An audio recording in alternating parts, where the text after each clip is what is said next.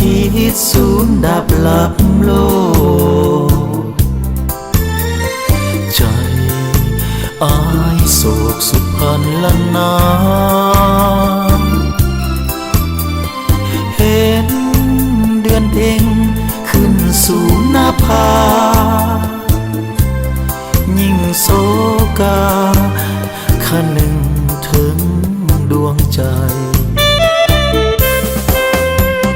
คิด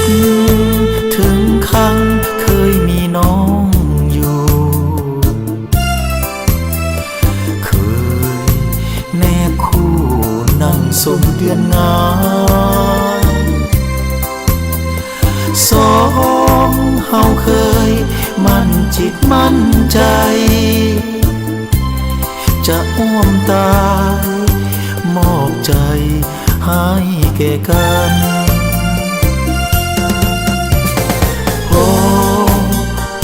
น้องมาจากไกลใจน้องก็เลยแปรผันผีสางตนใดสิ้นใจเจ้านั้นโหดหายเหลือประมาณสังหารอายทั้งเป็นหากอายนี้เลื่อนลอยสูญดับโบหวนกลับคืนมาให้เห็นน้องทำลายอายอย่างเลือดเย็นข้าทั้งเป็นโทษใจน้องสั่งดา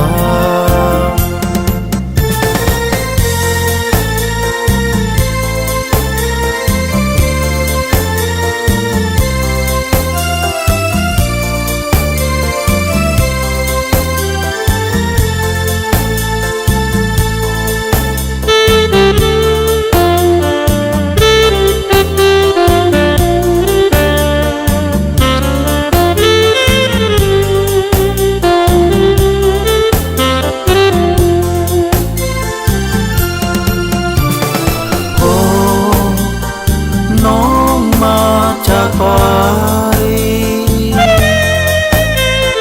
ใจน้องก็เลยแปรผันผีสางตนใดสิ้นใจเจ้านั้นโหดหายเหลือประมาณสังหารอายทั้งเป็น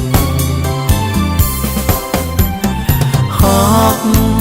อายนี้เลื่อนลอยสูญดับโบ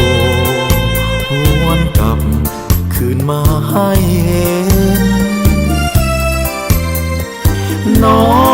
งทำลายอายอย่างเลือดเย็นข้าทั้งเป็น